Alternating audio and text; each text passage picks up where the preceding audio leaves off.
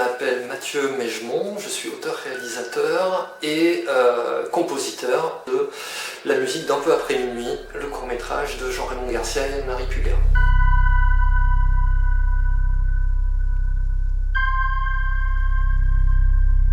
Pierre, dis-moi ce que tu vois. C'est un film fantastique dans le milieu des aveugles et qui s'intéresse à un personnage en particulier qui est Suzanne. La thématique de la sorcellerie est assez présente aussi.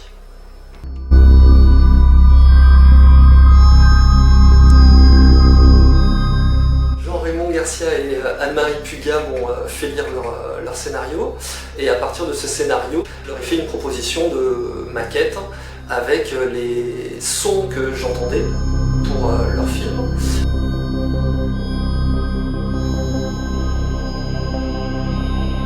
Moi j'ai pensé bien évidemment très vite à la bande originale de Suspiria de Goblin pour Dario Argento. Donc je savais que j'avais envie d'avoir le côté un peu cristallin de l'instrumentarium qu'ils avaient utilisé, les glockenspiel et tout ça. Bon, sachant bien évidemment que moi je travaille qu'avec des synthétiseurs analogiques. Donc il n'y a pas d'instrument acoustique dans mes instruments.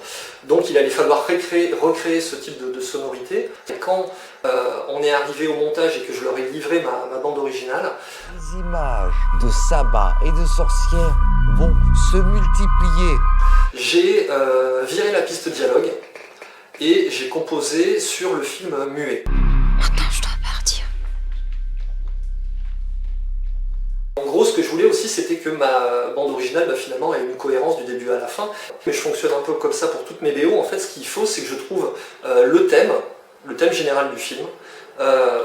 Une fois que j'ai ce thème, et ben, en gros, j'ai la gamme sur laquelle toute la bande originale va se baser, parce que je crois beaucoup à ce principe de bande originale tel qu'ont pu les pratiquer Morricone ou Carpenter, de avoir juste un ou deux thèmes, de rester sur la même gamme et de varier, et de faire des variations autour de ça. Du coup, ça crée justement une espèce de cohérence à l'intérieur, et sachant qu'avec la même gamme, on peut partir sur plein d'arrangements différents qui vont rendre les thèmes plus ou moins anxiogènes. Le grand génie de Carpenter, c'est d'avoir réussi à créer des thèmes extrêmement impactants avec très peu de moyens, quoi. Très peu de notes, une technique limitée, mais de réussir à créer des thèmes qui vont venir hanter le cerveau des spectateurs.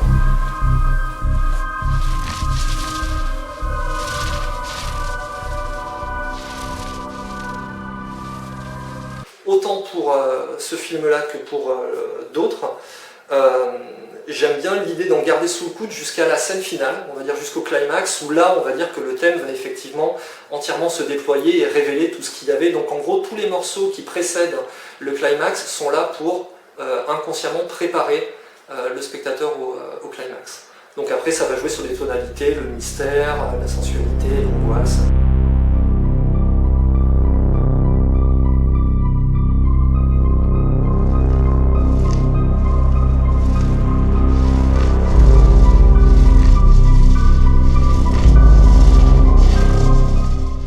J'avais dans la dernière scène, c'était d'amener le côté romantique du personnage de Suzanne, et ça passait par, comment dire, une tonalité un petit peu romantique qui court un peu durant tout le film, une tristesse en fait.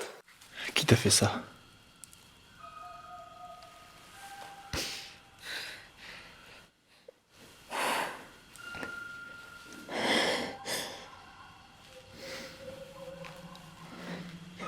Pierre, dis-moi ce que tu vois.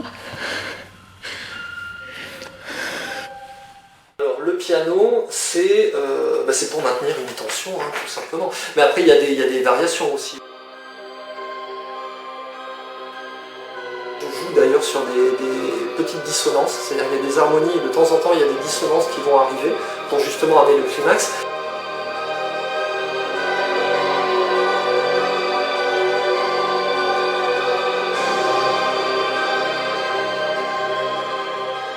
C'est-à-dire que le morceau commence très lentement et finalement accélère jusqu'à ce que le reste de l'instrumentation apparaisse.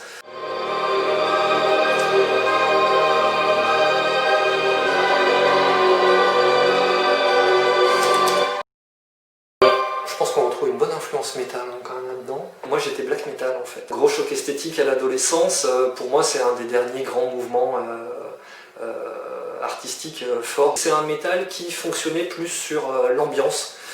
Et une ambiance, alors on a dit satanique, mais bon, on va dire une ambiance extrêmement maléfique, nihiliste, mais de laquelle, étrangement, pouvait sortir une certaine beauté. Ici, on choisit des filles très très jeunes et on leur crève les yeux.